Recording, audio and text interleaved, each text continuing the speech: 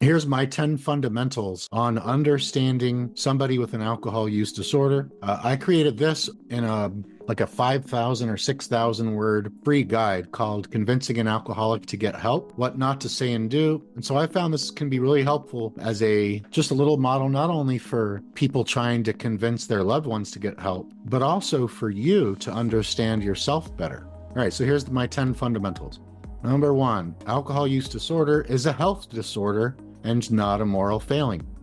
2, the brain of an alcoholic often has a partially or largely disabled prefrontal cortex, PFC. This makes decision processes, impulse control, and behavior modulation much more difficult.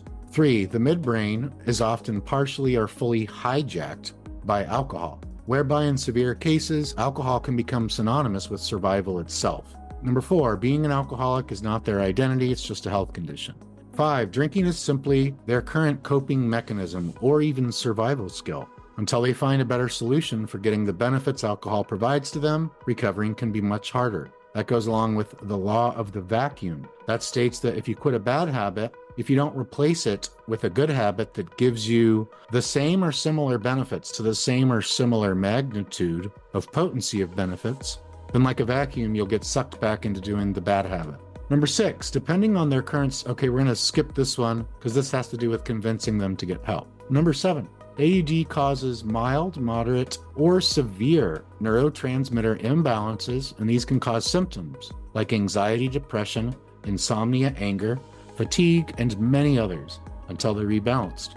8, alcoholics almost always have mild, moderate, or severe hypoglycemia, which often leads to cravings for alcohol, worse hangovers, and feeling the need to drink to nurse a hangover, and mood swings, anxiety, depression, confusion, anger, hopelessness, panic attacks, and a lot more. 9, alcohol is a resource that can relieve anxiety and stress, boost mood and euphoria, numb painful emotions and trauma, enhance confidence and outlook, remedy boredom, dissolve the fear of the future, and much more, depending on the person. Thus, until they find a better option for providing the benefits alcohol adds to their life, at least in their mind, alcohol is often a lot harder to quit and stay quit.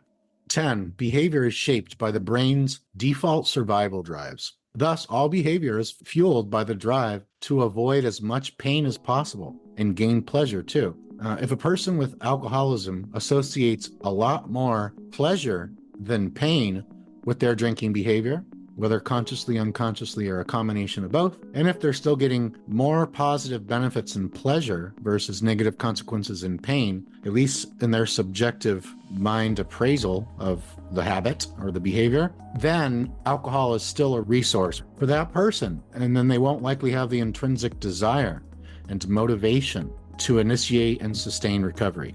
This famous quote from Dr. Gabor Mate sums it up. The quote is, "Not why the addiction, but why the pain."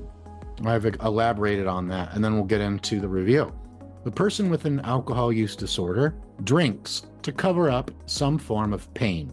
So the short answer is cover up pain. Why does anybody drink? It's to cover up pain and also to gain pleasure too. Pain and pleasure. So the biochemical pain of chronically worsening alcohol-induced deficiencies in nutrients, hormones, and neurotransmitters, such as GABA or dopamine, resulting in stubborn alcohol cravings. The psychological pain of distress, worries, fears, traumas, stress about the bills on work and kids, and enduring adverse experiences from childhood and/or even the present day. The social pain of being viewed by friends, family, coworkers, and peers as defective for being sober due to the inability to regulate drinking behavior, or having difficulties or strains or even estrangements with human relationships, and particularly with the intimate partner, family, and close friends. The environmental strain of living within walking distance of many liquor stores, bars, grocery stores, and markets that sell or even serve ice-cold drinks on a hot summer day. And last but certainly not least, the spiritual pain of not having a strong sense of purpose in life.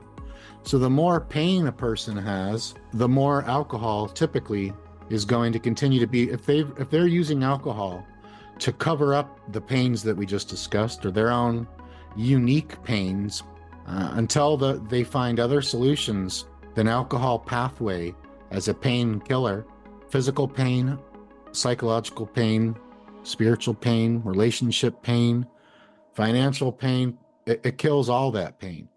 So in the short term, it can seem like a wonderful or at least an okay solution.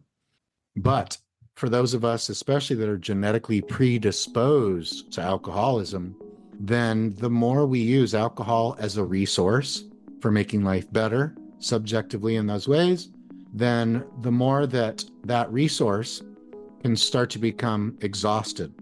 And then once you're getting more negative consequences and subjective pain in your life versus the positive benefits and pleasure, now it's an exhausted resource. If it's an exhausted resource, then it's a net deficit. It's leading to a net deficit to your overall quality of life.